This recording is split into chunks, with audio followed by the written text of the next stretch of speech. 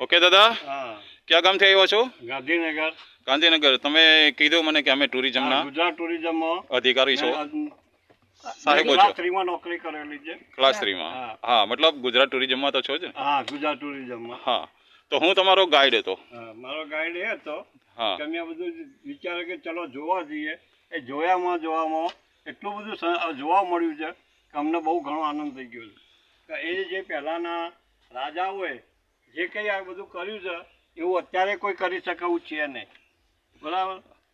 તો હું તમારો ગાઈડ હતો. પેલા દરવાજેથી તમને હા. રિક્ષા, ગાડી, ગાઈડ બધું મળી ગયું. હા, બધું મળી ગયું, કમ્પ્લીટલી મળી ગયું. કમ્પ્લીટલી મળી ગયું. પ્લસ તમારે ક્યાંય હાલવું ન પડ્યું. ના, કોઈ ક્યાંય હાલવું નથી પડ્યું અમારે. પ્લસ તમને એવું લાગ્યું કે ગાઈડ દ્વારા કોઈ કનરગત ના થઈ, ના ના ના, કોઈ નહીં.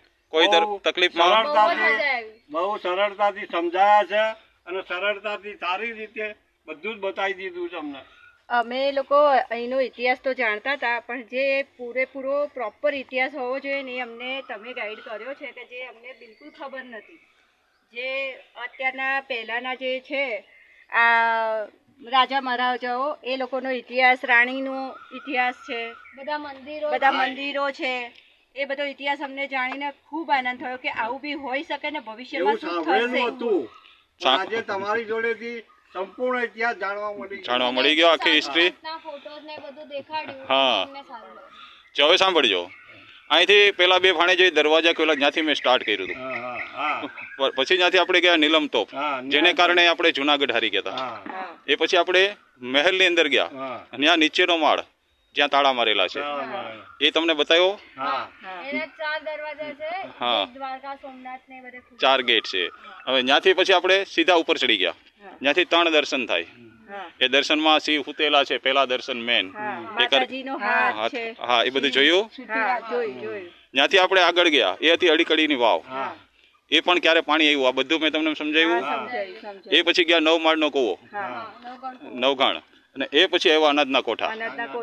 અનાજના કોઠા પછી અત્યારે આપણે જે જગ્યા જોઈએ છે ને એના પાણીના તળાવ. હા, તો આ એ સમયનું બાંધકામ છે જે આજે ગામને ઉપયોગ આવે છે. કેમ કે પાણી ઉપરથી સીધું અહીં આવે છે ને અહીંથી ગ્રેવિટીથી નીચે જાય છે. તો દાદા, જુનાગઢ વિશે અને ગાઈડ વિશે કોઈ તકલીફ હોય તો કયો. ના, જુનાગઢ વિશે કોઈ તકલીફ નથી. કપડાસમના ગાઈડ તરફથી પણ કોઈ કનરગત નહીં કે કોઈ તકલીફ પડી નથી. અને બહુ સારી રીતે અમને સમજાયા છે. આટલી બધી ગરમી હોવા છતાં પાણીની જે વ્યવસ્થા મસ્ત મળી છે અને અમને, પાણીની બહુ બી જ એટલી સરસ સરસ મળી છે. વ્યવસ્થા મળી છે કે સારામાં સારી વ્યવસ્થા. દરેક જગ્યાએ ઠંડા પાણી. હા તો બધા ખુશ. હા, તો ખાલી એકવાર બોલજો, જય ગિરનારી. જય ગિરનારી.